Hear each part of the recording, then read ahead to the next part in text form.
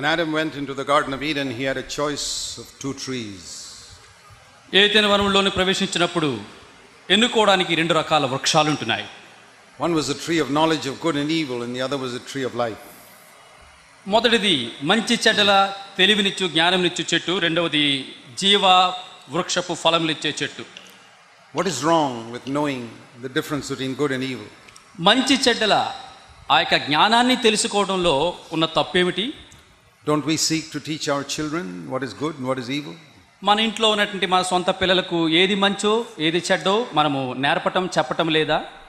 Why did God say that if you eat of that tree you will die? ఎందుకు దేవుడు ఈ మంచి చెడ్డల తెలివినిచ్చే వృక్ష ఫలాలు తింటే నువ్వు చనిపోతావని చెప్పారు? Many Christians have not understood that. అనేక మంది క్రైస్తవులకు ఈ సంగతి అర్థము కాకుండా ఉంది. They only know that if you do evil you will die. వారికి ఏం తెలుసు అంటే అది అట్లా చేస్తే నువ్వు చనిపోతావని.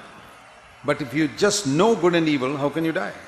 మంచి చెడ్డల గురించి నువ్వు తెలుసుకుంటే ఎట్లా చనిపోతావు? We need to understand that. ఆ సంగతులు మనము గుర్తించాలి. The tree of life is a picture of life in the Holy Spirit. జీవవృక్ష ఫలము అనేది పరిశుద్ధాత్మ దేవుని యందలి జీవాన్ని గురించి చెబుతుంది. And so what God was telling Adam was this. ఆదాముతో దేవుడు ఏం చెబుతున్నాడు అంటే, You have a choice of two ways in which to live. నీవు బ్రతకటానికి రెండు రకాల మార్గాలు, రెండు రకాల సదుపాయాలు కలిగించాను. One is you take the knowledge of good and evil inside and then you decide yourself what is good and evil. మొట్టమొదటి ఏంటంటే మంచి చెడ్డల యొక్క జ్ఞానాన్ని నువ్వు లోపల తీసుకొని అప్పుడు నువ్వు వివేచించు ఏది చేయాలి ఏది చేయకూడదని. The other is you say, I don't know what's good and evil, so I have to refer to the Holy Spirit all the time. రెండవది ఏంటంటే మంచి ఏంటో చెడ్డంటో నాకు తెలియదు కాబట్టి ప్రతి సంగతి కొరకు విచారించడానికి పరిశుద్ధాత్మ దగ్గరికి పరిగెత్తుకొని వెళ్ళటం. Those are the same two choices that we face today as believers. విశ్వాసులంగా మనము కూడా ఈ రెండే రకాల ఆ యొక్క మన అవకాశాలు దేవుడు మన ముందుంచాడు. Two ways by which we can order our life. మన జీవితం ఏ విధానంలో నడుచుకోవడానికి రెండు రకాల మార్గాలు. And so when we read this book, the Bible, పరిశుద్ధ గ్రంథం అనే ఈ గ్రంథాన్ని మనం చదివినప్పుడు this can be for you a tree of knowledge of good and evil. మంచి చెడ్డల జ్ఞానమునిచ్చే ఒక వృక్షముగానైనా ఇది ఉండవచ్చును. Or లేదా you can go through this book to the tree of life, which is the Holy Spirit. పరిశుద్ధాత్మ దగ్గరికి, జీవవృక్ష ఫలముగా చెప్పబడే పరిశుద్ధాత్మ దగ్గరికి ఈ గ్రంథం ద్వారా నువ్వు చేరుకోవచ్చును. Many people go only by what's written here. అనేక మంది ప్రజలు ఇక్కడ ఏం రాయబడిందో అది మాత్రమే చూస్తుంటారు. They go and study in Bible schools and fill their head with the knowledge of good and evil. దైవ జ్ఞాన కళాశాలలో పోయి చదువుకొని తమ యొక్క మెదడు నిండా ఏది మంచి ఏది చెడ్డ అనే జ్ఞానంతో నింపుకుంటారు. The more they study, the more dead they become. ఎంత ఎక్కువగా ఆ దైవ జ్ఞాన కళాశాల చదువుతూ ఉంటారో అంతగా వారు మృతి చెందిన వారిగా మారుతుంటారు. But if you go to the Holy Spirit, అయితే జీవవృక్ష ఫలముగా పిలువబడుతున్న పరిశుద్ధాత్మ చెంతకు మనం వెళితే you get life. మనకు జీవం లభిస్తుంది. So the purpose of Scripture is to drive us to the Holy Spirit. లేఖన భాగాల యొక్క ఉద్దేశం ఏమిటంటే మనలందరినీ కూడా జీవాన్నిచ్చే ఆత్మ చెంతకు నడిపించటం. Now you see the tree of knowledge of good and evil and the tree of life in 2 Corinthians in chapter 3 and verse 6. 2 కొరింథీ 3వ అధ్యాయం 6వ వచనంలో ఈ రెండు రకాల వృక్షాల సంగతి అక్కడ మనం చూస్తూ ఉంటున్నాం. This is the meaning of these two trees explained in the New Testament. క్రొత్త నిబంధన గ్రంథములో ఈ రెండు రకాల వృక్షాల గురించినటువంటి వివరణ 2 కొరింథీ 3వ అధ్యాయం 6వ వచనంలో చూస్తూ God ఉంటున్నాం. has made us servants of a new covenant. దేవుడు మనలను క్రొత్త నిబంధనకు మరి దాసులుగా చేశాడు. And what is the difference between servant of the new covenant and servant of the old covenant? క్రొత్త నిబంధనకు దాసుడుగా ఉండుట, పాత నిబంధనకు దాసుడుగా ఉండుట అనే దాంట్లో ఆ యొక్క వ్యత్యాసము భావం ఏమిటి? We may say that we are not living in Old Testament times. మనం చెప్పొచ్చు పాత నిబంధన కాలంలో మనం జీవించటము లేదు అని. But కానీ most Christians live with the spirit of the Old Testament. అనేక మంది విశ్వాసులు పాత నిబంధన గ్రంథములోని అట్లాంటి వైఖరి ఆత్మతో వారు జీవిస్తూ ఉంటారు. I showed you Romans 6:14 that if you are defeated by sin, you are under the law. రోమిలికి రాసిన పత్రిక 6వ అధ్యాయం 14వ వచనం చూపించాను. పాపము చేత మీరు జయింపబడితే మీరు పాపమునకు దాసులు. Romans 6:14 is the clearest test of whether you're under law or under grace. నీవు అక్షరము కింద దాసుడుగా ఉన్నావా కృపకు దాసుడుగా ఉన్నావా అనే దానికి రోమా 6:14 సూచన. It is so clear there that even a child can understand. ఇది ఎంతో స్పష్టమంటే పసిబిడ్డలు కూడా దీన్ని గ్రహించగలరు. If sin rules over you, you are under law. పాపం ఒకవేళ నీ పేద పరిపాలన ప్రభుత్వం చేస్తూ ఉంటే నువ్వు ఇంకను ధర్మశాస్త్రం కింద ఉన్నావు. Overcome sin, then it is a proof you have come under grace. నువ్వు పాపాన్ని జయించినట్లయితే నువ్వు కృపకు దాసుడివయ్యావు అనడానికి రుజువు. So here it says in 2 Corinthians 3 verse 6. 2 కొరింథీలు 3:6 ఏం రాయబడింది?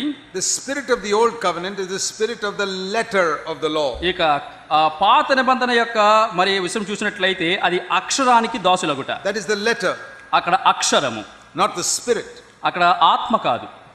But it says here God has not made us servants of the letter. ఇక్కడ రాయబడింది మనము అక్షరానికి దాసులుగా దేవుడు మనల్ని చేయలేదు. That means we don't just read the scripture and study it like some chemistry formula and try to apply it. అంటే దాని యొక్క అర్థము మనం రసాయనిక శాస్త్ర సంబంధించినటువంటి ఆ పాఠ్యాంశంలో చదివినట్లుగా చదివి దాన్ని అభ్యసించము. ఆ రీతిగా ధర్మశాస్త్రాన్ని కేవలము మెదడు జ్ఞానం కొరకు దాన్ని చదవము. When I see some believers trying to argue from scripture, I can sense this man is a servant of the letter.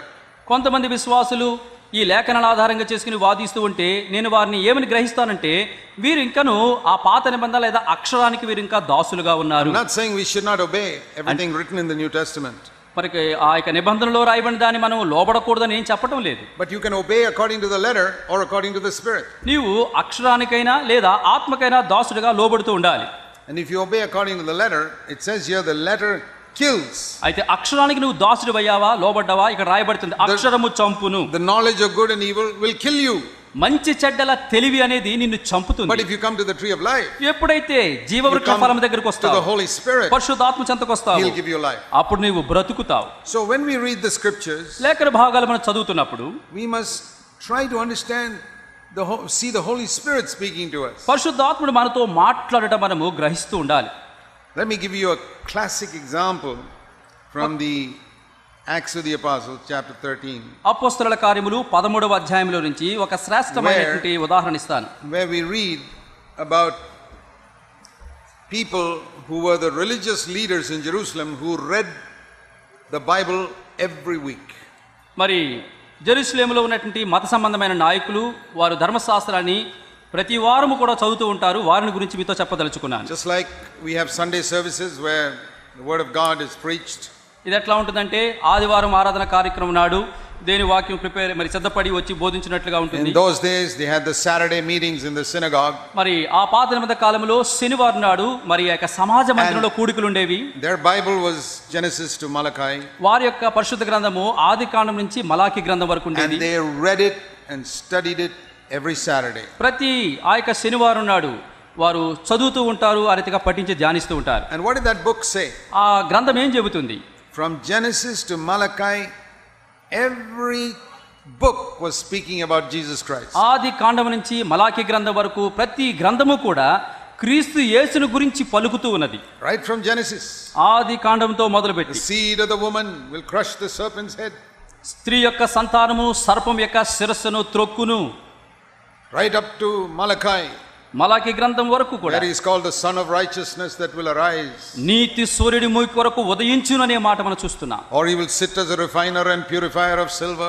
ఆయన వెండిని నిర్మలము చేయునట్లుగా పుటం వేసి మిమ్మల్ని నిర్మలము చేయును అని చెప్తున్నాడు. It's all about Jesus. ఇదంతా క్రీస్తు యేసుని గురించి పలుకుతుంది. Every book in the Old Testament is a picture of Christ. పాత నిబంధన గ్రంథములోని ప్రతి గ్రంథము కూడా క్రీస్తు యేసుని స్వరూపాన్ని ప్రదర్శిస్తూ ఉంది. But when Jesus came into that synagogue, ప్రభువైన యేసుక్రీస్తు వారు ఆ సమాజ మందిరంలోకి వచ్చినప్పుడు these people who studied the scriptures లేఖన భాగాలు చదువుతున్నట్టు ఈ ప్రజలు called him Beelzebul, prince of devils. ఆ యేసుక్రీస్తుని చూచి బెయల్జెబూలు అని దయ్యములకు అధిపతి అని పిలిచారు. And even the non-Christian people say that Jesus is a great prophet. ఇక క్రైస్తవులు కాని వారు యేసుక్రీస్తు గొప్ప ప్రవక్త అని చెబుతూ ఉంటారు.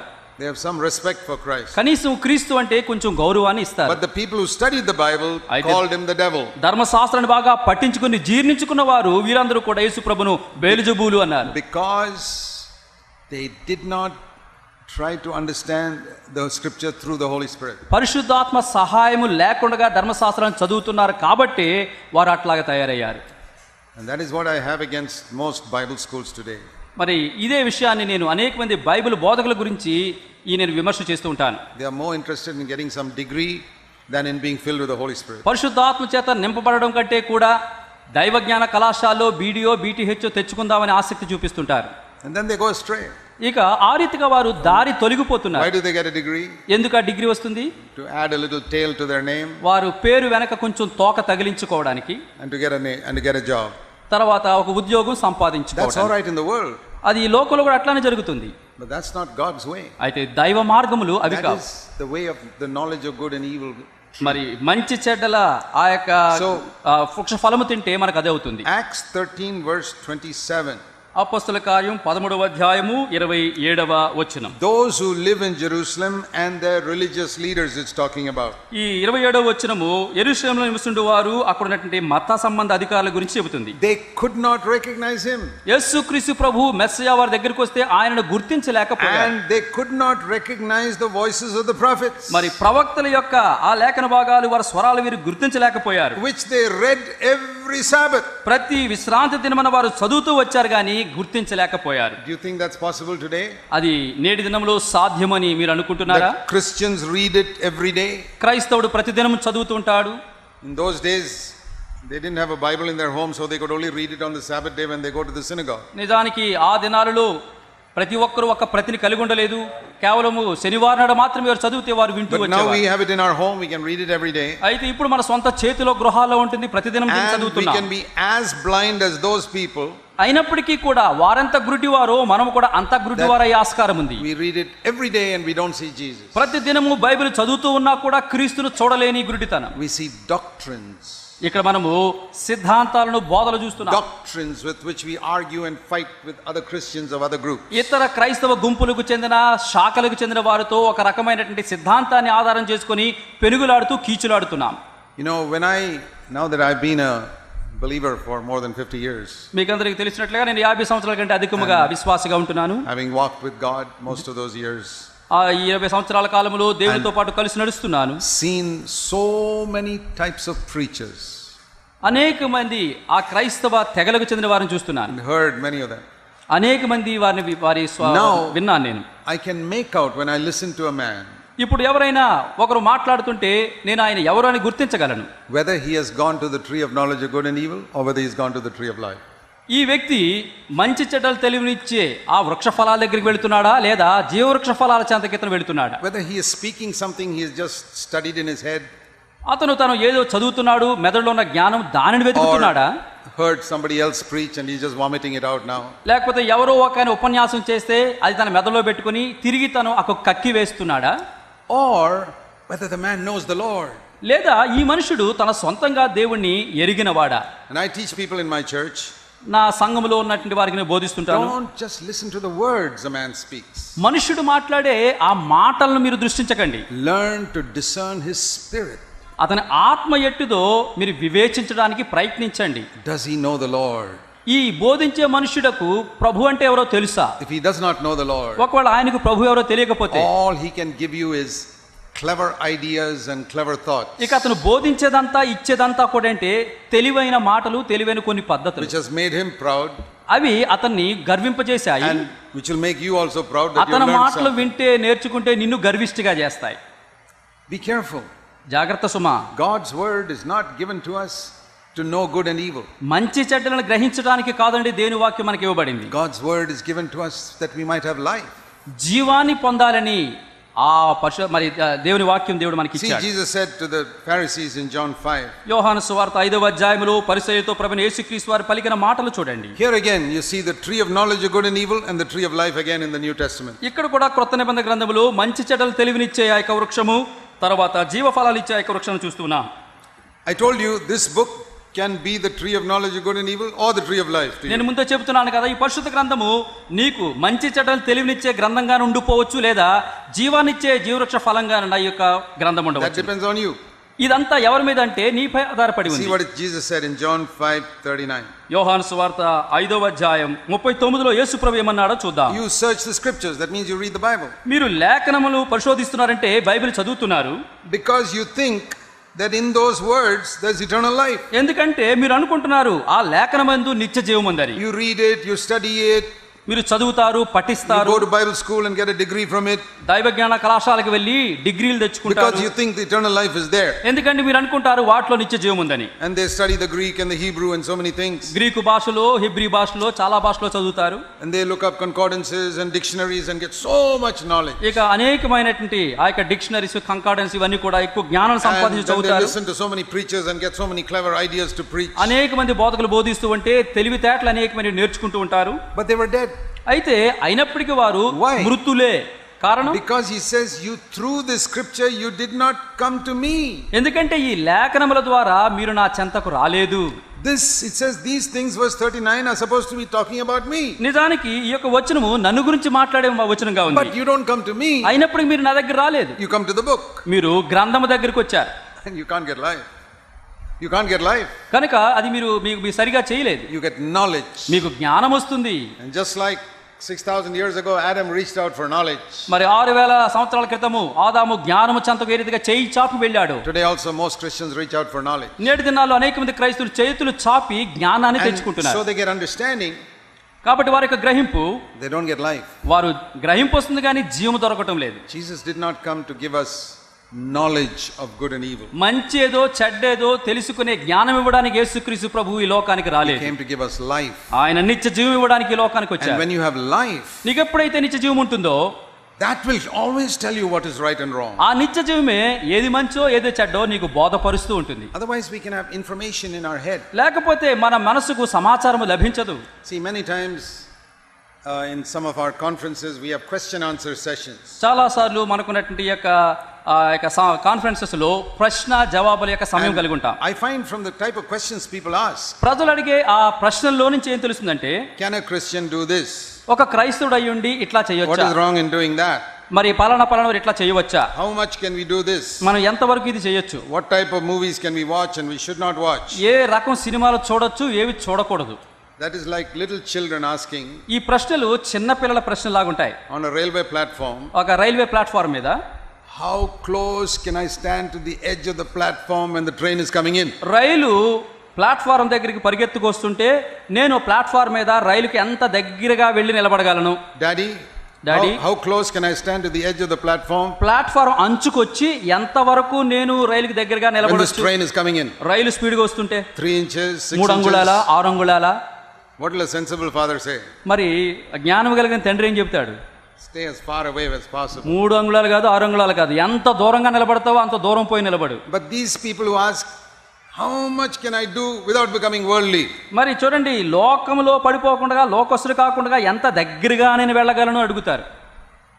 They are not seeking for life. వారు జీవాన్ని వెతుకువారు car. They are saying, how close can I go to the edge of the cliff without falling down? నేను అంచు చివరికి ఎంత దగ్గరగా వెళ్ళగలను పడిపోకుండా.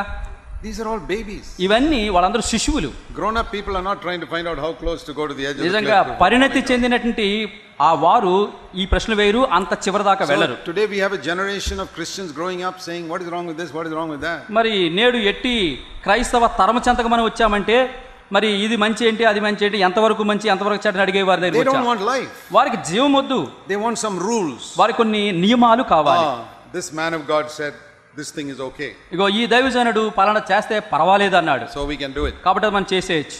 They live by rules. వారు నియమ నిబంధనల ప్రకారంగా జీవించడానికి ఆశపడే తరం When వారు. you live by rules, it is a proof that you don't have life. ఎప్పుడైతే నియమ నిబంధనలకు లోబడుతున్నామో అంటే దాని అర్థం ఏంటంటే మనకు క్రీస్తు యొక్క జీవాన్ని పొందలేదు. It means you're in spiritual death. అంటే అర్థము ఆత్మీయ మరణం కింద మీరు I'll ఉన్నారు. give you an example of this.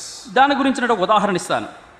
See, when people have leprosy, ప్రజలకు ఎప్పుడైనా సరే కుష్టు వ్యాధి వస్తే, my wife used to work as a doctor for lepers, and that's how I know something about it. కాబట్టి సహోదరుని యొక్క భార్య కుష్టు రోగులకు డాక్టర్గా ఉంటూ ఉండేవారు కాబట్టి నాకు కొంచెం కుష్టు రోగాల గురించి తెలుసు అంటున్నారు.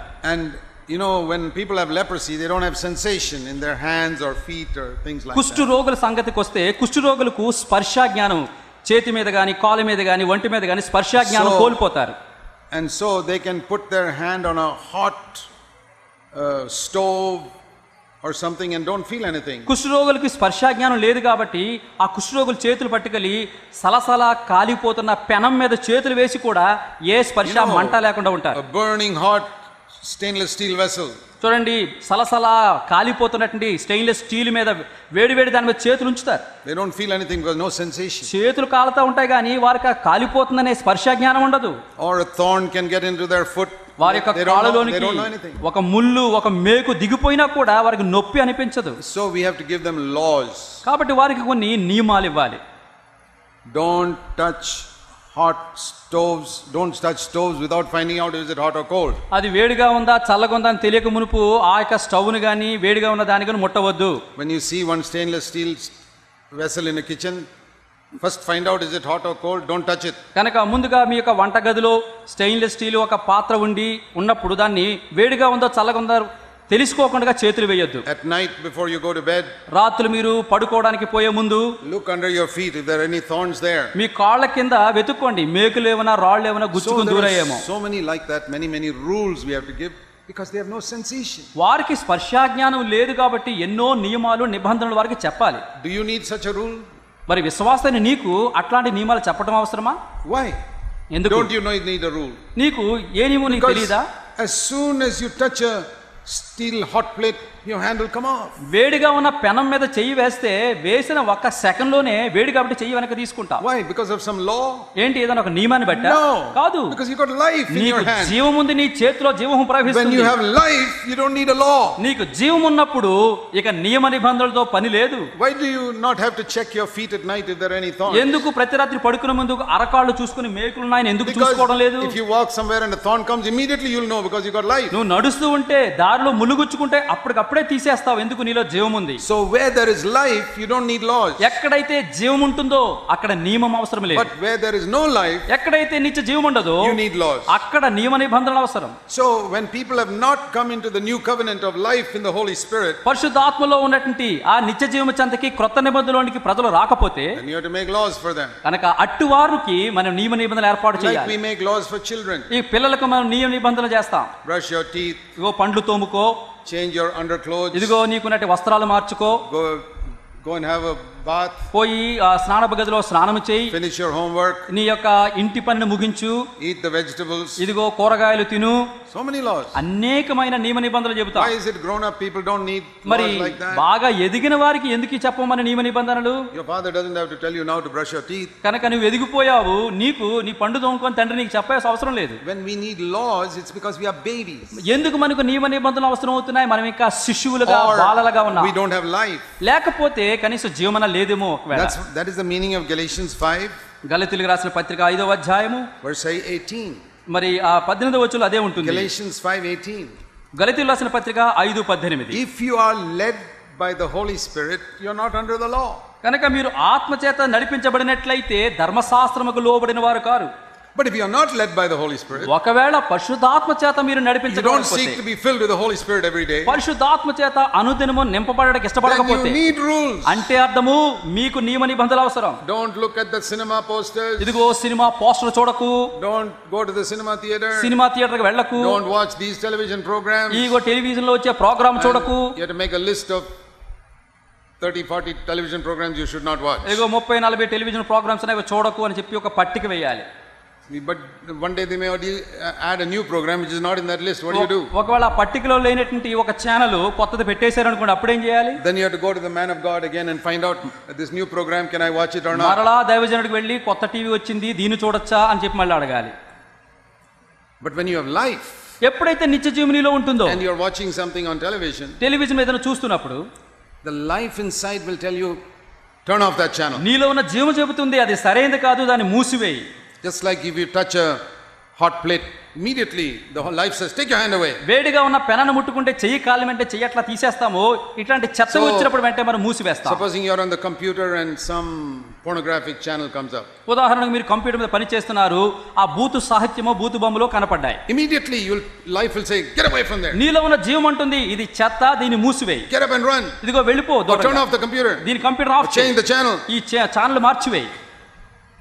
And if the computer is slow to change the channel, turn it off. ఒకవేళ కంప్యూటర్ చాలా స్లోగా ఉందనుకోండి, మొత్తం మనం స్విచ్ ఆఫ్ చేసేస్తాం కంప్యూటర్ది. Sometimes computer takes some time to change the screen. కొన్నిసార్లు కంప్యూటర్లో ఆ స్క్రీన్ మార్చడానికి చాలా సమయం తీసుకుంటుంది. 5-10 seconds.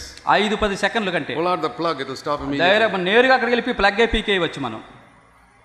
You don't say, okay, I'll just after 5 seconds I'll... సరేలే 5 సెకండ్ల టైం ఉంది చూస్తా కూర్చుందాలే అని చెప్పం మనం. When you touch a hot stove, ఎప్పుడైతే వేడి ఆ యొక్క పొయ్యిను పట్టుకుంటామో స్టవ్ని, you say, I'll just keep it for 5 seconds.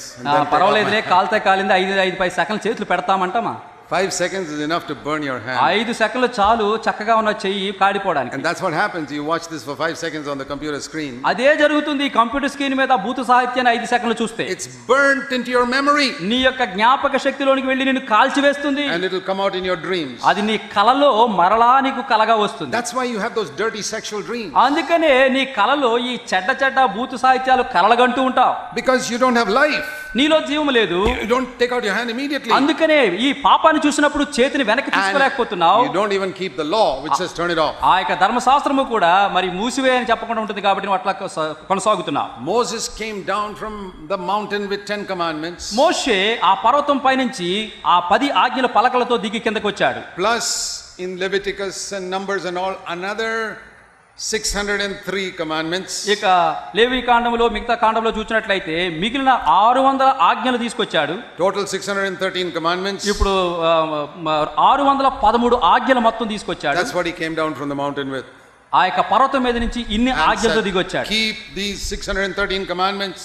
కనుక ఇశ్రాయేలు ప్రజలారా 613 ఆజ్ఞలు మీరు ఆమెను లోబడండి. So they had to have a special group called the scribes who had to study these commandments and tell people what to do. అసలు ఈ యొక్క ఆజ్ఞలన్నీ కూడా దేవుని ప్రజలకు చెప్పి మీరు ఏ చేయకూడదు ఏ చేయాలి చెప్పడానికి శాస్త్రులు పుట్టుకొచ్చారు. వారందరూ కూడా 613 ఆజ్ఞలు రాస్తున్నారు. Somebody did not know what to do, he goes to scribe and say, what do I do in this situation? ఏ ఇశ్రాయేలుడికైనా తను చేసేది మంచో చెడ్డో తెలియకపోతే ఈ శాస్త్రి దగ్గర పరిగెత్తుకు వెళ్తే అతను చూసి చెబుతాడు. Jesus came down from heaven and brought a great salvation. ప్రభువు యేసుక్రీస్తు వారు పరలోకం నుండి దిగి వచ్చి మనందరికీ గొప్ప రక్షణను అనుగ్రహించారు. Instead of 613 commandments, 613 ఆజ్ఞలకు బదులుగా he went up to heaven. ఆయన పరలోకం ఆరోహణమై sent the Holy Spirit. పరిశుద్ధాత్మను మన దగ్గర పంపాడు. See the difference? ఈ వ్యత్యాసాన్ని చూడండి. Moses came down with 613 commandments. Jesus sent the Holy Spirit. మోషే దిగి వచ్చి 613 ఆజ్ఞలు ఇస్తే యేసుక్రీస్తు ప్రభువు దిగి వచ్చి పరిశుద్ధాత్మనికి ఇచ్చాడు. And he said these words. ఆయన మాటలు చెప్పారు. Now in the new covenant, ఇదిగో ఈ క్రొత్త నిబంధనలో Matthew 13 మత్తయి సువార్త 13వ అధ్యాయం verse 52. 13:52 మత్తయి సువార్త. Have you seen this verse? ఈ వచనాలు మీరు చూడండి. Read the Bible slowly. మీ యొక్క పరిశుద్ధ గ్రంథాన్ని నెమ్మదిగా చదవండి. The scribe must now become a disciple. ఇప్పుడు ఈ శాస్త్రి శిష్యుడిగా మారాలి. There's a difference between a scribe and a disciple. ఇక్కడ చూడండి శాస్త్రికి శిష్యుడికి చాలా భేదం ఉంది. A scribe studies the scripture. Sastry లేఖనాలు బాగా పఠిస్తూ చదువుతుంటాడు. And tries to understand. మరి తర్వాత వాటిని గ్రహించడానికి ప్రయత్నిస్తాడు. And he'll get laws. అతనికి ఆ ధర్మశాస్త్రమును దొరుకుతుంది. Disciple follows Jesus. శిష్యుడు అనేవాడు యేసు ప్రభువుని వెంబడిస్తాడు. Filled with the Holy Spirit. పరిశుద్ధాత్మతో నింపబడతాడు. And inwardly he is constantly told what to do, what not to do. ఈ పరిశుద్ధాత్మ ద్వారా ఏది చేయాలో ఏది చేయకూడదో అట్టి నడిపింపు పొందుతాడు. He doesn't have to remember like the Israelites. Oh, rule number 517 says this. ఈ ఇశ్రాయేలీయుల వలె 517 ఆజ్ఞ 613 ఆజ్ఞ అని చెప్పి వారు జ్ఞాపకం చేసుకునే అవసరం లేదు. The Holy Spirit tells him. లోన ఉన్న పరిశుద్ధాత్ముడు బోధిస్తుంటాడు. I told you these lepers, you have to give them so many laws and they have to remember all that. కుష్ఠరోగులకు చెప్పాను కదా ఎన్నో నియమ నిబంధనలు ఉంటాయి అవన్నీ జ్ఞాపకం ఉంచుకుని అట్లా చేయాలి వాళ్ళు. But we have life, you don't need those laws. జీవం ఉన్న మనకు ఈ రోగం లేని మనకు అన్ని నియమ నిబంధనలు అవసరం లేదు. That's what happens when you become a disciple. ఎప్పుడైతే క్రీస్తు యేసు శిష్యుడు అవుతావో అదే జరుగుతుంది. This is the great salvation Jesus has brought. యేసు ప్రభువు మనకు తీసుకొచ్చినటువంటి రక్షణ ఇంత గొప్ప రక్షణ. So like I have been saying in every session, it all leads back to the Holy Spirit. నేను అన్ని ఆ యొక్క మీటికలో కూడికలో చెప్పినట్లుగా ఇవన్నీ క్రీస్తు వైపు మనల్ని నడిపిస్తూ ఉంటాయి. That's why right in the second verse of Genesis you read about the Holy Spirit. అందుకని నిమిత్తమే ఆదికాండము మొదటి అధ్యాయం 2వ వచనం నుంచి కూడా పరిశుద్ధాత్మను గురించి చెప్పబడుతున్నది. And even in the last verses of Revelation you read the Holy Spirit is saying come and drink of the water of life. ప్రకటన గ్రంథము చివరి వచనాల వరకు మీరు చూసినట్లయితే ఆ జీవ జలములు మీరు త్రాగుడి అనే మాట మనం చూస్తూ ఉంటాం. పరిశుద్ధాత్మ గురించి చెబుతుంటున్నాడు. He's not saying come I'll teach you some laws. ఇదిగో నేను మీకు కొన్ని ఆజ్ఞలు చెప్తాను రండి అంటలేదు. Revelation 22:17 the Spirit says come and drink of the water of life. ప్రకటన గ్రంథం 22వ అధ్యాయం 17వ వచనము ఇక్కడ మరి జీవ జలములు ఉచితంగా పుచ్చుకోనండి అని పిలుస్తుంటున్నాడు. This is the important thing brothers and sisters. సహోదరి సహోదరులారా ఇది ప్రాముఖ్యమైనది. You can make out when a preacher is preaching laws and when he's preaching life. ఒక ధర్మశాస్త్ర బోధకుడు మరి అతను నియమ నిబంధనల గురించి మాట్లాడుతున్నాడా, ధర్మశాస్త్రం గురించి మాట్లాడుతున్నాడా, ఆత్మ నింపుదల జీవం గురించి మాట్లాడుతున్నాడా మీరు తెలుసుకోవచ్చును. Paul said in 1 Corinthians 13, కొరింథీయులకు రాసిన మొదటి పత్రిక 13వ అధ్యాయంలో అపోస్తలుడైన పౌలు అంటున్నాడు. 1 Corinthians 13, మొదటి కొరింథీ 13వ అధ్యాయం verse 11. 11వ వచనం. When I was a child, I spoke like a child. నేను పిల్లవాడినై ఉన్నప్పుడు పిల్లవాని వలె మాట్లాడి తిని, I thought like a child. పిల్లవాని వలె తలంచి తిని, I began to argue like a child. పిల్లవాని వలె నేను ఆ రీతిగా వాదోపవాదాలు చేసి తిని. When I became a man, ఇప్పుడు నేను పెద్దవాడిని అయ్యాను. I don't speak like a child. ఇప్పుడు నేను పిల్లవాడి వలె చెయ్యను, I don't think like a child. పిల్లవాని వలె ఆలోచించను, I don't argue like a child. పిల్లవాని వలె నేను వాదించను. You know how children argue? పిల్లలు ఎట్లా వాదిస్తారో మీకు తెలుసు. Such silly ways. చాలా చిలిపితనంగా ఉంటుంది. So, the Old Testament, they were like children. పాత నిబంధన గ్రంథం కింద ఉన్న వారందరూ కూడా పసిపిల్లల లాంటి వారు. Jesus has saved us from that. యేసుక్రీస్తు ప్రభు అట్టి స్థితి నుంచి మనల్ని We విమోచించారు. are not now to think and speak like children. పిల్లల వలె మనం ఆలోచించి పిల్లల వలె మనం వెతకడానికి లేము మనం. This salvation has saved us from that. ఈ యేసు ప్రభు ఇచ్చిన రక్షణ అట్టి దుస్థితి నుంచి మనల్ని విమోచించి విడిపించింది. Like men. ఇప్పుడు మనము That ఎదిగిన means వారి we వలె ఉన్నాం. speak from our life. జీవాన్ని వెంబడించు వారం వెతుకువారం. Has that become true in your life, my brothers and నా sisters? ప్రియ సహోదరి సహోదరులారా, ఈ వచనము నీ జీవితంలో సత్యముగా మారిందా? Why is it not become like that? ఎందుకు మనకి ఇంకా జీవాన్ని పొందలేకుండా ఉంటున్నాం? John the Baptist said this in Matthew chapter 3. మత్తయి సువార్త 3వ అధ్యాయములో బాప్తిసమిచ్చి యోహాను ఈ మాటలు పలికాడు. The axe, Matthew 3:10, the axe is laid to the root of the trees. మత్తయి సువార్త 3వ అధ్యాయం 10వ వచనం. ఇప్పుడే గొడ్డలి చెట్లు వేరున ఉంచబడి ఉన్నది. We can say the Old Testament law was like a pair of scissors that kept on cutting the bad fruit. పాత నిబంధన గ్రంథంలో మనం చూసినట్లయితే ఆ ధర్మశాస్త్రం అనేది ఒక కత్తిరి వలె ఉండి అక్కడ పైన వాటిని ఆ ఫలాలను ఆకులు కత్తిరిస్తూ ఉండేది. I will tell you, I'll show you a picture of what I think many believers are like. మరి విశ్వాసులు ఎట్లా ఉన్నారనే దానికి ఒక దృశ్యపటాన్ని మీకు నేను వివరిస్తాను. They are like a bad tree, వారు ఒక చెడ్డ వృక్షము వలె ఉన్నారు, always producing bad fruit, ఎల్లప్పుడూ కూడా కాని ఫలాలు చెడ్డ ఫలాలు ఫలిస్తుంటారు. but they don't want anybody to see the bad fruit. ఎవరు కూడా ఈ చెడ్డ ఫలాలు చూడడం వారికి ఇష్టం ఉండదు. So they keep a pair of scissors ready. కాబట్టి వారు ఎటువంటి వారంటే మరి ఒక కత్తిరి తన చేతిలో సిద్ధంగా ఉంచుకుంటారు. As soon as the bad fruit comes, they cut it off. ఎప్పుడైతే చెడ్డ ఫలం వస్తుందో వచ్చిన వెంటనే దాన్ని మొగ్గలోనే మరి తుంచేస్తారు. Bad mangoes, let's say, చెడ్డ మామిడికాయలు I'll cut it off. అవన్నీ కత్తిరిస్తారు. And they go to the market, వారు మార్కెట్కి వెళ్తారు, buy a whole lot of very good mangoes, మంచి శ్రేష్టమైన మామిడి పండ్లు కొంటారు, and tie it up in this tree. పట్టుకొచ్చేసి ఆ చెట్టుకి తాడు వేసి కడతారు. And people go by, ప్రజలెవరు పక్కన నడుచుకుంటూ ఈ చెట్టును చూస్తే, say, brother, what a wonderful mango tree you have. ఓ సహోదరుడా, ఎంత మంచి శ్రేష్టమైన మామిడి పండు చెట్టు పెట్టుకున్నా. Always I see full of good fruit. మీ మామిడి చెట్టు చూస్తే ఎప్పుడూ కూడా ఎంతో ఎక్కువ మంచి మామిడి పండ్లు కనపడుతుంటాయి. This is the type of deception that most Christians live by. అనేక మంది క్రైస్తవులు ఇట్లాంటి మోసపూరితమైన జీవితం జీవిస్తున్నారు. They have to pretend and act spiritual. వారు చాలా మంచి క్రైస్తవుల వలె నటిస్తూ నటనా జీవితంలో మునుగుతున్నారు. But John the Baptist and Jesus said there's a better solution. మరి బాప్తిసమిచ్చి యోహాను ప్రభువైన యేసుక్రీస్తు వారు కూడా మంచి పరిష్కార మార్గం చూపించారు. Throw away the scissors. ఇదిగో మీ చేతిలో ఉన్నటువంటి ఆ కత్తెర విసిరివేయండి. Take an axe. ఇప్పుడు మీరు కత్తెరికి బదులుగా గొడ్డలి పట్టుకోండి. Hit the root of the tree and pull out the whole tree. ఆ చెడ్డ చెట్టు యొక్క వేరున ఈ గొడ్డలి పెట్టి నరికి ఆ చెడ్డ వృక్షాన్ని పెకిలించి పడవేయండి. And then what should you do? తర్వాత ఏం చేయాలి? Plant a good tree. మంచి శ్రేష్టమైన మామిడి చెట్టును నాటండి. Then you won't have to go to the market to get fruit. అప్పుడు పండ్లు కొనుక్కొని తెచ్చి కట్టుకోవడానికి వెళ్ళే మార్కెట్కి వెళ్ళే అవసరం ఉండదు. You won't have to have scissors to cut off the bad fruit. ఆ యొక్క చెడ్డ ఫలాలు కత్తిరించడానికి కత్తిరి కూడా పట్టుకునే అవసరం ఉండదు. Naturally you will be gracious. స్వాభావిక సిద్ధమైనటువంటి కృపాసహితమైన శ్రేష్ట మామిడి పండ్లు ఫలిస్తారు. Naturally your eyes will become pure. స్వభావ సిద్ధమైనటువంటి పరిశుద్ధమైన కంటి దృష్టిని కలిగి ఉంటారు. Naturally your tongue will be controlled. మరి స్వభావ సిద్ధంగానే మంచి మాటలు పలికే నాలుక కలిగి ఉంటారు. Naturally you will be good to others. ఇక స్వభావ సిద్ధంగా ఇతరులకు పక్షంగా మంచి వారిగా ఉపకారిగా That ఉంటారు. is life. అది నిత్య జీవం. Many people when they go to church they hear messages and they say I've got to behave like that. కనుక చాలా మంది సంఘానికి వెళ్ళి మంచి వర్తమానం విని నేను కూడా అట్లా ఉండాలి అనుకుంటారు. It's something like training your dog to behave like a cat. ఇది ఎట్లా ఉంటుందంటే మీ ఇంట్లో ఉన్నటువంటి పెంపుడు కుక్కను పిల్లిగా మీరు ప్రవర్తించాలి అని నేర్పినట్లుంటుంది. Supposing you send your dog every Sunday to some coaching classes to behave like a cat. ఒకవేళ మీ పెంపుడు కుక్కను పిల్లిలాగా ప్రవర్తించడానికి కొంచెం తర్ఫీదు ఇచ్చే తరగతులకు పంపించారనుకోండి. Not really a cat. It's not really a అది cat. వాస్తవానికి పిల్లి కాదు, కుక్కే. But every Sunday you send it to Sunday morning 10 o'clock, 9:30 to go and sit in this 1 hour class to be taught how to behave like a cat. అయితే ప్రతి ఆదివారం ఉదయం 9:30 నుంచి 10:30 గంటల ఒక గంట సేపు కుక్కను పిల్లిలాగా ఎట్లాగా నడవాలో నేర్చుకోవడానికి తర్ఫీదు And for పంపించామనుకోండి. 2 hours the preacher teaches you how to behave like a cat. ఆ బోధకుడు ఆ యొక్క తర్ఫీదు ఇచ్చేవాడు 2 గంటలు నువ్వు కుక్కవైనప్పటికీ పిల్లిలాగా ఎలాగ ప్రవర్తించు అని నేర్పుతాడు. Never say bow wow. ఇదిగో నువ్వు కుక్కవి అయినా బౌబవనకు, Say meow meow. నెమ్మదిగా meow మియావను. So that it's trained.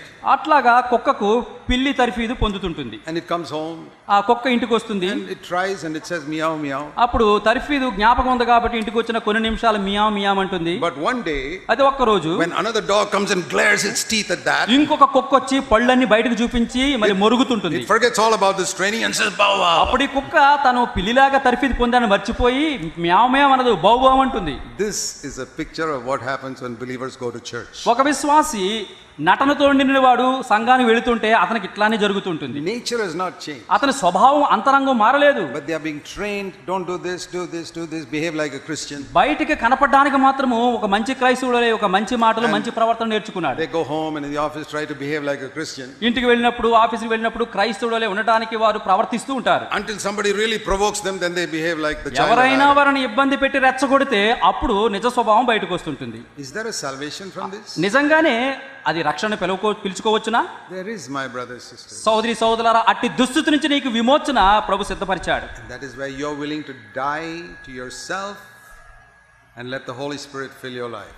నీ నిమిత్తము నువ్వు చావటానికి, నీ హృదయాన్ని పరిశుద్ధాత్మతో నింపడానికి నువ్వు ఇష్టపడితే నీ నూతన జీవితం దేవుడు ఇస్తాడు. That is the meaning of putting the axe to the root. అదే గొడ్డలి వేర్ల చెట్టున, ఆ చెట్టు వేర్ల గొడ్డలి పెట్టినట్టు ఉంటుంది. Where you are now seeking to please God and not man. ఇప్పుడు ఏమవుతావు, నువ్వు దేవుణ్ణి సంతోషపెట్టడానికి సిద్ధపడతావు కానీ మనుషులను సంతోషపెట్టడానికి నువ్వు తయారవు. That is one of the fundamental things which God is testing in our life. మన హృదయాల్లో దేవుడు ప్రాథమికంగా పరీక్షించే ఆ యొక్క మూల్యమైన విషయం అది. Whom do you want to impress? ఎవరిని నీవు సంతోషపెట్టి ఎవరిని నీవు మెప్పించాలని కోరుతున్నావు? You know why the Pharisees could not believe? ఎందుకంటే పరిసయ్యులు ప్రభువైన యేసుక్రీస్తునందు ఎందుకు విశ్వాసం ఉంచలేకపోయారు? I told you earlier that one of the great things Jesus appreciated was that somebody was without guile. మరి చూడండి, ఈ నోట ఇతనిలో ఏ కపటము లేదని చెప్పి మరి ఒక యూదుణ్ణి యేసుక్రీస్తు వారు మెచ్చుకుంటూ వచ్చారు. Have you noticed the 2 verses in the Bible? బైబిల్లో where in the Gospels where it says Jesus was surprised. చూడండి, సువార్తల్లో యేసుక్రీస్తు ప్రభు అబ్బురపడను ఆశ్చర్యపడన 2 మాటలు చూడగలవా? Was there anything that would surprise Jesus? యేసుక్రీస్తు వారికి ఆశ్చర్యాన్ని పరిచే సంగతులు ఏమైనా ఉన్నాయా? Only twice. 2 సార్లే ఆ మాట రాయబడింది. In the Gospels రాయబడింది. it says Jesus was surprised. యేసుక్రీస్తు ఆశ్చర్యపడి. Let me show you that. ఆ వచనం మీకు చూపిస్తాను. Matthew chapter 8. మత్తయి సువార్త 8వ అధ్యాయం. This is an unconverted Roman military man. రక్షణ లేని రోమా సామ్రాజ్యానికి చెందినటువంటి ఒక సైనిక అధికారిని గురించి చెప్పబడింది. Never read the Bible, never gone to a synagogue or temple or anything such. Bible చదవలేదు, సమాజ మందిరానికి వెళ్ళలేదు, అట్లాంటి మనుష్యుడు. But when he saw Jesus, he sensed this is a man of God. యేసుక్రీస్తుని ఇతను చూచినప్పుడు అతను లోన అనుకున్నాడు, ఖచ్చితంగా ఇతను దైవజనుడే. He could recognize something in Jesus. యేసుక్రీస్తునందు ఈ లోకంలో లేనిదేదో క్రొత్తది ఉన్నది, గొప్పది ఉన్నదని గుర్తించాడు. So when his servant was sick, ఆ అధికారి యొక్క దాసుడు రోగి ఉండగా he came to Jesus. ఈ అధికారి యేసు చెంతకొచ్చాడు. Matthew 8 verse 5 and 6. మత్తయి సువార్త 8వ అధ్యాయము 5-8 వచనాలు. Pleaded with him. యేసు ప్రభు దగ్గరికి వచ్చి బ్రతిమాలుకున్నాడు. Please come and heal my servant. అయ్యా, వచ్చి నా దాసుని మీరు స్వస్థపరచండి అని వేడుకొనెను. I don't know how many kilometers he walked ఎన్ని to meet Jesus from his house. కిలోమీటర్లు దూరం యేసు ప్రభును కలవటానికి ఈ అధికారి నడుచుకుంటూ వచ్చాడో తెలియదు. How many of you will walk so many kilometers to take your servant to a hospital? మరి ఈ దాసుడిని హాస్పిటల్ తీసుకువెళ్ళడానికి ఎన్ని కిలోమీటర్లు మీరు నడిచి వెళ్తారో నాకు తెలియదు. To take your son to a hospital, you may walk any distance. నీ కుమార్తెనో హాస్పిటల్ తీసుకోవడానికి ఎన్ని కిలోమీటర్లు అయినా వెళ్తారు మీరు. But a servant? అయితే ఒక దాసుడిని will you walk so many kilometers to bring some healing for your servant? ఈ నీ దాసుడికి పనివాడికి స్వస్థత కోసం ఎన్నో మైళ్ళ దూరం నువ్వు నడిచి వెళ్ళగలవా? You really have to be a very humble man who believes in the equality of all human beings to do that. ఇట్లా చేయాలి అంటే మానవులందరూ కూడా సర్వసమానమైనటువంటి దీనత్వం కలిగిన దీనుడైతే తప్ప నీ పనివాడికి స్వస్థత కొరకు అట్లాగే నడిచి వెళ్ళలేవు. I find even among believers there is a caste system. మరి నేను చూస్తూ ఉన్నాను, విశ్వాసం చెప్పుకుంటారు, వారి మధ్యలో కులాల వ్యవస్థ ఉంది, social levels, వారు సామాజిక వర్గాల విభజన ఉంది. educated rich people and uneducated poor విద్యావంతులు, వెదుకున్నట్టు చదువుకున్న వారు, మరి విద్య లేనటువంటి ధనికులు, దరిద్రులు. I remember when I was a young Christian, నేను క్రైస్తవ జీవితంలో యవనస్తుడిగా ఉన్న దినాలలో every church I went to, different denominations, నేను ఆయా క్రైస్తవ శాఖల్లో ఉన్న ప్రతి సంఘాలు వెళుతూ వచ్చాను. I always saw the board members were always very rich, educated, big shots in the ఆ community. సంఘంలోని బోర్డు మెంబర్స్ అందరూ కూడా బాగా చదువుకున్న వారు, డబ్బున్న వాళ్ళు, సమాజంలో ఉన్నతమైన వర్గానికి చెందిన ప్రజలు వాళ్ళు. I said, how can this be? నేను ఆ సంఘాన్ని చూచి ఎట్లా సాధ్యం ఇది? You mean the most spiritual people in this church are all the rich people with big jobs? మరి ఆత్మీయంగా ఉన్నవారందరూ కూడా ఎంతో డబ్బుండి ఎంతో ఉన్నతమైన ఉద్యోగాలు కలిగిన వారా? Why some poor man is not made an elder? ఎందుకండి ఈ సంఘములో ఒక పేదవాడు, ఒక దరిద్రుడు ఎందుకు అతను సంఘ పెద్దగా చేయబడలేదు? And I saw that it is because the church worshipped money that they appointed all these big people as board members. కారణం ఏంటయ్యా అంటే సంఘము డబ్బును పూజిస్తుంది కాబట్టి డబ్బున్న వాళ్ళకే ఉన్నత పదవులు, ఉన్నత స్థానాలు సంఘంలో కల్పిస్తుంటున్నారు. In every Christian church and organization I saw that. నేను ప్రతి క్రైస్తవ శాఖలో, సంస్థలో ఈ విధానాన్ని చూస్తూ వచ్చాను. I was young. నేను అప్పుడు చాలా చిన్న యవ్వనస్తుడిని. When I compared it with Jesus who chose fishermen and ordinary people to be his disciples, I said this is not the Christianity of Jesus Christ. నేను అప్పుడు యేసుక్రీస్తు ప్రభువు తన శిష్యులుగా ఉండడానికి ఎలాంటి వాళ్ళు ఎంచుకున్నాడంటే జాలరులు, పామరులు, విద్య లేని వారిని ఎన్నుకున్నాడే, వీళ్ళేంటి డబ్బున్న వాళ్ళు, కులాల పెద్దలు వాళ్ళు ఎంచుకుంటున్నారని చెప్పి అప్పుడే ఆశ్చర్యపోయాను. I said, Lord, I don't know whether you will ever use me to build a church. ప్రభువా, సంఘం నిర్మాణం కొరకు ఎప్పుడైనా నన్ను వాడుకుంటావో లేదో నాకు తెలియదు. But if I ever build a church, I will not appoint all these rich educated people to be సంఘాన్ని board members. స్థాపించడానికి నీవు నన్ను వాడుకుంటే ఇంత ధనికులను, ఇంత డబ్బున్న వాళ్ళ చదవను మెంబర్స్ గా ఎన్నుకోను. I will choose godly people whether they are poor, low level of society. వారు సమాజంలో అణగారబడినటువంటి వర్గానికి చెందినప్పటికీ, చదువు లేకపోయినా, డబ్బు లేకపోయినా, వారు దైవ భక్తి కలిగిన వారైతే వారిని ఆ బోర్డు మెంబర్స్ గా ఉన్నతులుగా ఎన్నుకుంటాను. And that is the principle we have followed in all our 40-50 churches that we have planted. మేము మా దేవుడు మాకు ఇచ్చిన కృప ద్వారా స్థాపించిన 50-40 సంఘాల్లో అట్లాంటిదే మేము అర్హతగా ఎంచుకొని వారిని మాత్రమే సంఘ పెద్దలుగా చేస్తున్నాం. We don't care what job a man has in society. సమాజంలో ఎంత పెద్ద ఉద్యోగం ఉంది నీకు, అది మాకు పట్టింపు లేదు. This Roman centurion had a respect for his servant.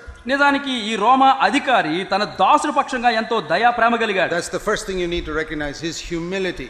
మొట్టమొదటి మనం గుర్తించాల్సింది ఏంటంటే ఆ మనుషుల్లో అధికారంలో ఉన్న దీనత్వం. Then you see a second example of his humility. అతని దీనత్వంలో రెండవ ఉదాహరణ చూస్తాం. When he asked Jesus said, "Yeah, I'll come to your house." యేసు ప్రభువును, అయ్యా మీరు వస్తారని వేడుకుంటే యేసు ప్రభువు అన్నారు, అవును వస్తాను అని. What would you say? నువ్వేం చెబుతావు? Jesus said, "I'll come to your house." యేసు ప్రభువు మీ ఇంటికి వస్తారని నువ్వేమని ఉండేవాడు? Sure, come. అయ్యా రండి అని. But Roman centurion said no. అయితే ఈ రోమాధికారి అయ్యా రండి అనలేదు. Lord, ప్రభువా, I am too small a man for you to come to my house. నీ అంత గొప్ప అధికుడు నా ఇంటికి రావడానికి నేను చాలా చిన్నవాణ్ణి, సరైనవాడు కాను. This is a captain of the country that's ruling Israel. తన ఇశ్రాయేలు ప్రజలను పరిపాలిస్తున్న ఆ దేశం యొక్క శతాధిపతిను. See his humility in the presence of this carpenter Jesus. ఇక మరి వడ్రంగి అయినటువంటి యేసుక్రీస్తు వారి ఎదుట ఎంత దీనత్వాన్ని ప్రదర్శిస్తున్నాడో చూడండి. A respect. ఎంత గౌరవాన్ని ఇస్తున్నాడు. Lord, I'm not worthy that you should come in. నీవు నా ఇంట్లోనికి వచ్చుటకు నేను అర్హుడను కాను, పాత్రుడను కాను. I just want to show you his humility. తన దీనత్వాన్ని మాటలు తెలుపుతున్నాయి. And that is why he had faith for the healing of his servant. అందునిమిత్తమే తన దాసుని స్వస్థత కొరకు విశ్వాసాన్ని కలిగి ఉన్నాడు. He said, Lord, just speak the word and my servant will be healed. Even 5 kilometers away he'll be healed. నీవు మాట మాత్రం సెలవిము, నా దాసుడు 5 కిలోమీటర్ల దూరంలో ఉన్నప్పటికీ అతను స్వస్థపడతాడు. Because I know when I tell my soldiers to go, they go. ఎందుకంటే నేను అధికారం కలిగిన వాడను, నా దాసుడు పొమ్మంటే పోతాడు, రమ్మంటే వస్తాడు. You tell this disease to go, it will go. ఇదిగో నువ్వు కూడా ఈ రోగం పో అంటే అది రోగం పోతుంది. And when Jesus heard this, ఈ మాటలు యేసు ప్రభువు విన్నప్పుడు he was surprised. యేసుక్రీస్తు ఆశ్చర్యపడి. Verse 10. 10వ వచనం. మత్తయి 8:10. This is the first time we read he was surprised. ఇక మొట్టమొదటిసారి మనం చదువుతున్నాము, యేసు ఈ మాట విని ఆశ్చర్యపడి. What was it that surprised him? ఏంటి యేసు ప్రభువును ఆశ్చర్యపరిచింది? Such faith in a man who is not even a believer. మరి విశ్వాసి కాని ఆ మనుషుడిలో ఎంత గొప్ప విశ్వాసం ఉంది. And he turned around and told all the people. యేసు ప్రభువు చుట్టూన్న వారిని చూచి అన్నాడు, See this, ఇగో ఈ మనుషులు చూస్తున్నారా? All you people standing here, మీరందరూ నిలుచున్న వారులారా, see this. ఈ మనుషుని చూడండి. I have never seen such faith in anywhere in Israel. ఈ మనిషిలో ఉన్నటువంటి విశ్వాసము ఇశ్రాయేలులో ఎవడికి కూడా లేదు అని చెబుతుంటున్నాడు. Now you know, we as Christians don't know how to express appreciation for people. చూడండి, క్రైస్తవులైన మనము ప్రజల పక్షంగా మనకు కలిగినటువంటి ఆ యొక్క గొప్పతనాన్ని ఎట్లా బహిర్గతం చేయాలో మనకు తెలియదు. I found this particularly in India. భారతదేశంలో నేను ఎక్కువగా చూస్తున్నాను. We don't appreciate people. ఇతరులు ఏమైనా చేస్తే దాన్ని మెచ్చుకోవడం మనకు తెలియదు. When was the last time you said some appreciative words to your wife? నీ భార్యను ఎప్పుడు చివరిసారిగా మెచ్చుకున్నావు? Maybe 20 years ago. బహుశా నీ పెళ్ళైన కొత్తలో అనగా 20 సంవత్సరాల క్రితమా? Probably never in your whole life. లేకపోతే ఇంతవరకు నీ బ్రతుకులో అసలు భార్యను మెచ్చుకోలేదా? When was the last time you sisters said an appreciative word to your husband? అమ్మా భార్యలారా, మీ భర్తను చివరిసారిగా ఎప్పుడు మెచ్చుకున్నారు? Do you say appreciative words to your children? నీ పిల్లలు ఎప్పుడైనా మంచి పని చేస్తే ఎంత బాగా చేసావని ఎప్పుడు మెచ్చుకున్నావు Do you చివరిసారిగా? say appreciative words to other brothers and sisters in the church? సంఘంలో ఉన్న ఇతర సహోదరులు ఎప్పుడు నువ్వు మెచ్చుకున్నావు చివరిసారిగా? We are absolute misers. నిజంగా మనం ఎంతో పిసినారి గొట్టువాళ్ళు. We are misers with money and we are misers with saying words of appreciation. డబ్బు విషయంలో పిసినార్లము, ఇతరులను మెచ్చుకున్న విషయంలో మహా పిసినారులం. And we have an excuse for it. దానికి కుంటి సాకులు చెబుతాం. Oh, if we appreciate him, he may get puffed up and he may become proud. సహోదరుడా, ఎందుకు మెచ్చుకోలే తెలుసా? మెచ్చుకుంటే కొమ్ములు వచ్చేస్తాయి ఆయనకి. Why didn't Jesus think, oh, if I say these words, this Roman centurion may get a big head? మరి He may Yesu think Prabhu he's వారు ఎందుకు somebody. అనుకోలేదు? ఈ శతాధిపతికి నేను అంటే అతను కొమ్ములు వచ్చేస్తాయని ఆయన ఎందుకు అనుకోలేదు? He was not afraid of all that. వీటి గురించి ప్రభువుకు పట్టింపు భయం లేదు. Why do we think like that? ఎందుకు మనం అనుకుంటాం అలాగా? Because we ourselves get puffed up when somebody praises us. ఎవరైనా మనల్ని పొగిడితే ఎంతో మనం పొంగిపోతాం కాబట్టి అలా వాళ్ళు పొంగిపోతారని మనం We think భయం. others are also like that. మనం అనేస్తే వాళ్ళు పొంగిపోతారని మన They భయం. are not like you, brother. కనుక సహోదరుడా, నీలాంటి వారు కాదు అవతల వాళ్ళు You may get పొంగిపోతారు. puffed up, they don't get puffed up. నువ్వు పొంగిపోవచ్చేమో కానీ వాళ్ళు పొంగిపోరు. Jesus said, I've never seen faith like this in Israel. నిజంగా యేసు ప్రభువును చూచంటున్నాడు, ఇశ్రాయేలులో సైతం ఎవరికి ఇంత విశ్వాసం ఉన్నట్లుగా నేను కనుగొనలేదు. I'll tell you, if you want your children to grow up in a good way, speak words of appreciation to them. మీ పిల్లలు సత్మార్గంలో చక్కగా ఎదగాలంటే గుర్తించుకో, చక్కని మెచ్చుకోలే మాటలు వారి గురించి వారిని అభినందించు, మెచ్చుకో. If you want to build a good relationship with your husband or wife, speak words of appreciation. నీ భార్యతో సత్సంబంధం కొనసాగించాలంటే, నీ భర్తతో సత్సంబంధం కొనసాగించాలంటే వారిని మెచ్చుకునే దయగల మాటలు మాట్లాడు. Now don't make this rule number 835. 835వ నియమంగా మీరు చేసేసుకోకండి. Brother Zach said, rule number 835, speak words of appreciation to my husband and wife. ఇప్పటికే కొన్ని నియమాలు ఇచ్చారు. 835ది సోదరు జాక్ పురాణ్ గారు ఇచ్చారు కాబట్టి నా భార్యను మెచ్చుకోవాలి, పొగడాలి. If you don't mean it, don't say it. ఒకటి మీకు అవసరం లేకపోతే చెప్పాల్సిన అవసరం లేదు. But let it become life in you. నిజానికి అది చేయడానికి కాదు, నీలో జీవముగా మారాలి. Something good in a brother, I must appreciate it. సహోదరులో మంచిని మీరు చూసినప్పుడు దాన్ని మీరు మెచ్చుకోవాలి. Such people, Jesus appreciated this man's faith. కనుక అట్లాంటి మనుషుడైనట్లు ఈ శతాధిపతిని చూచి ప్రభు మెచ్చుకున్నారు. See, the second time Jesus was surprised. యేసు ప్రభు ఆశ్చర్యపడిన రెండవ సంఘటన చూద్దాం. Mark 6. మార్కు సువార్త 6వ అధ్యాయం. When he came to his hometown, యేసు ప్రభు తన ఆ యొక్క సొంత పట్టణానికి వచ్చినప్పుడు, Nazareth, verse 1. నజరేతుకు ఆయన వచ్చినప్పుడు మొదటి వచనం, Many people couldn't really believe that this carpenter who grew up is now the son of God. మరి చూడండి, ఈ వడ్లవాడు మా ఎదురుగుండా ఎదిగాడు, ఈయన ఇప్పుడు దేవుని కుమారుడు అయిపోయాడని చెప్పి చాలా మంది ఆయన విశ్వాసం ఉంచలేదు. So verse 5, he could not do any miracle there except a few sick people. కాబట్టి 5వ వచనం రాయబడింది, కొన్ని అద్భుతాలు తప్ప వారి మధ్య వారి విశ్వాసాన్ని బట్టి అనేకమైన అద్భుత కార్యాలు దేవుడు చేయలేకపోయాడు. And verse 5, he was surprised, verse 6, at their unbelief. 5వ వచనం చివరి భాగం ఉంది, వారి అవిశ్వాసమునకు యేసు ప్రభు ఆశ్చర్యపడెను. This is the second time Jesus was surprised. యేసు ప్రభు ఆశ్చర్యపడినటువంటి రెండవ సంఘటన ఇది. Only 2 times Jesus was surprised. యేసు ప్రభు ఆశ్చర్యపోయింది కేవలం 2 సార్లే. When he saw faith, ఆయన విశ్వాసం చూచినప్పుడు, when he saw unbelief. రెండవసారి వారి అవిశ్వాసం He is చూచినప్పుడు. the same today. ఆ యేసు ప్రభు నేడు కూడా ఏకరీతిగా అదే విధంగా ఉన్నాడు. Yesterday, today, forever. ఆయన నిన్న నేడు నిరంతరం ఏకరీతిగా ఉన్నాడు. He is surprised when he sees faith in somebody. ఎవరిలోనైనా ఒక విశ్వాసాన్ని చూచినప్పుడు ఆయన ఆశ్చర్యపోయాడు. He will do amazing things if you have faith. నీకు విశ్వాసం ఉంటే అద్భుత కార్యములు, ఆశ్చర్య కార్యములు ప్రభు నీ జీవితంలో And he is చేయగలడు. surprised when he sees unbelief. అవిశ్వాసాన్ని నీలో చూచినప్పుడు ఆయన మరలా He ఆశ్చర్యపోతాడు. says, after all that I have done for you all these years, you still can't trust me. ఇన్ని సంవత్సరాలు ఇంత గొప్ప కార్యాలు నీ జీవితంలో చేస్తూ ఉంటే అయినను నా మీద మీకు నమ్మకం లేదా? Look back over your life and see what all I've done for you, the Lord says. ఒక్కసారి నీ జీవితాన్ని ఒక్కసారి వెనుక తిరిగి చూడు, నీ జీవితంలో ఎన్ని అద్భుత And కార్యాలు నేను still you చేశాను. can't trust me. అయినను నా మీద నీకు నమ్మకం లేదా? I am surprised at your unbelief. నీ అవిశ్వాసాన్ని చూచి నేను ఆశ్చర్యపడుతున్నా. And why is that? ఎందుకు అట్లా జరిగింది? Because we have unbelief because we don't have humility. దీనత్వం మనకు లేదు కాబట్టి అవిశ్వాసం మనకు వచ్చింది. We seek honor from men. మనుషుల దగ్గర నుంచి మనం పొగడ్తలు మనం కోరుకుంటూ ఉంటాం. If you want to have more faith, ఎక్కువ విశ్వాసం నువ్వు కలిగి ఉండాలని కోరితే, if you want to surprise Jesus by your faith, నీ విశ్వాసం ద్వారా యేసు ప్రభువును ఆశ్చర్యపరచగోరితే, it's amazing what he'll do for you. మరి ఆయన నీ కొరకు చేసేది ఆశ్చర్యకరమైనదిగా ఉంటుంది. See John chapter 5. మరి యోహాను సువార్త 5వ అధ్యాయం దయచేసి చూడండి. Verse 44. యోహాను సువార్త 5వ అధ్యాయం 44వ వచనం. How can you believe when you receive glory from one another and you do not seek the glory that comes only from God? మత్తయి సువార్త 5వ అధ్యాయం 44వ వచనం. అద్వితీయ దేవుని వలన వచ్చు మెప్పును కోరక ఒకని వలన ఒకడు మెప్పు పొందుచున్న మీరు ఎలాగూ నమ్మగలరు? You know, when we seek honor from others, ఇతరుల దగ్గర నుంచి మనం మెప్పు కోరుతూ ఉంటే, you want people in the church to think nicely of you.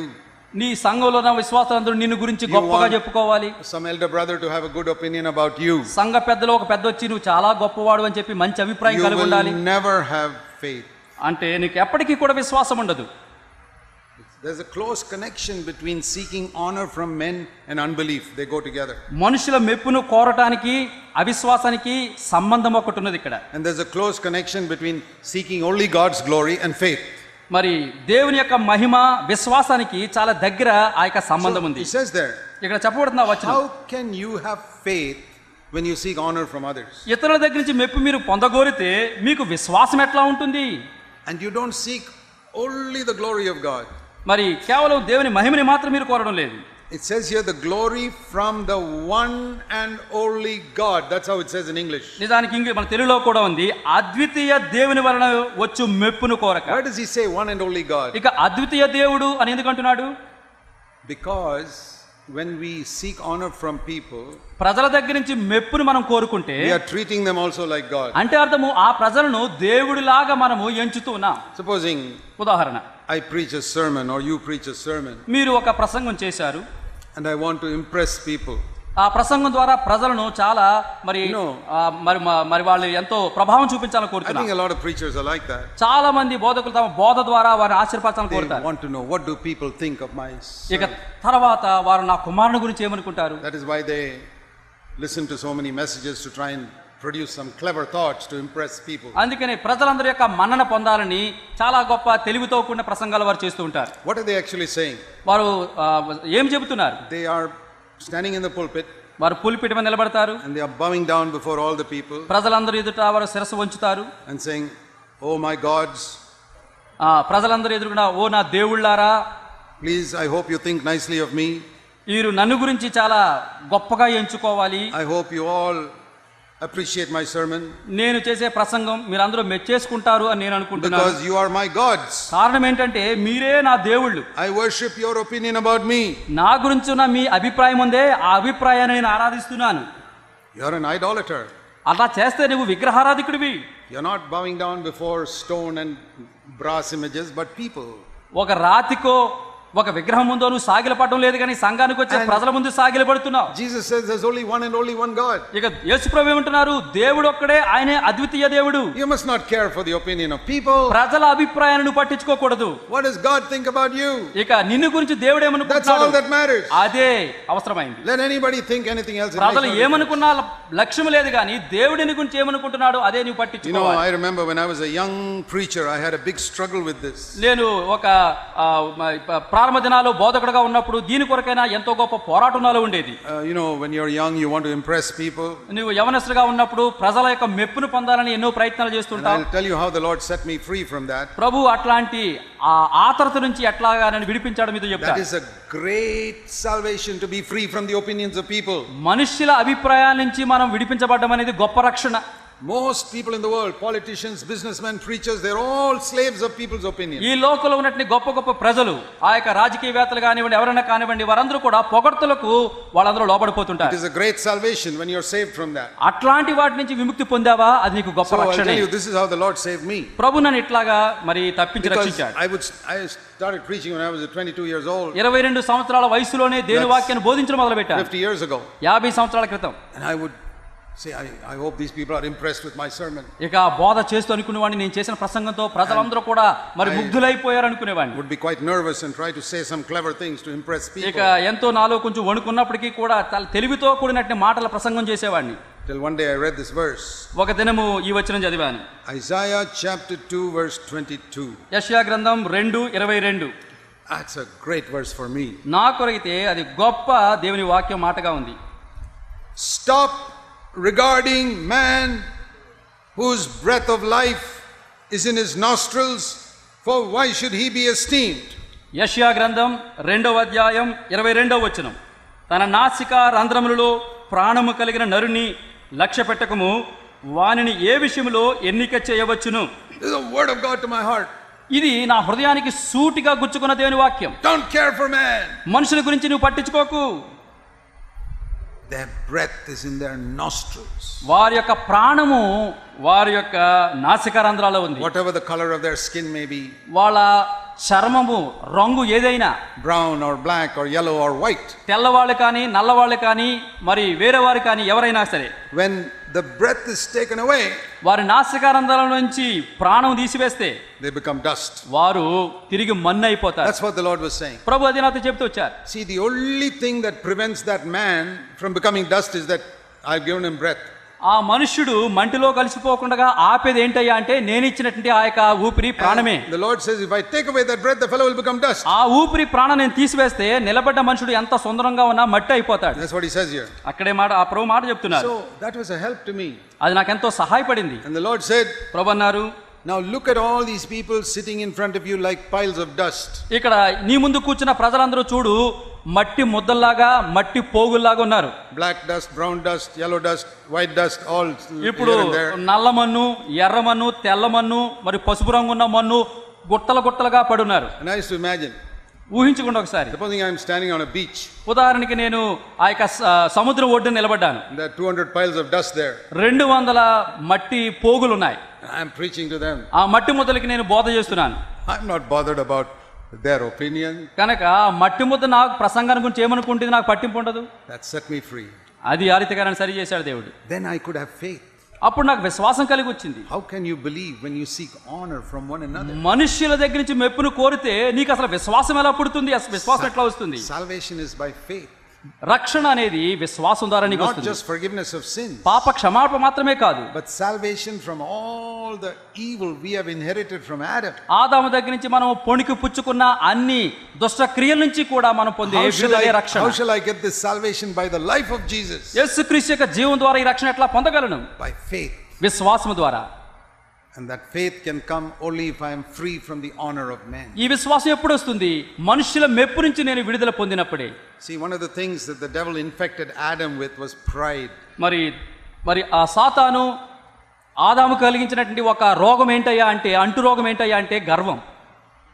And that infection of pride has come down to all of us.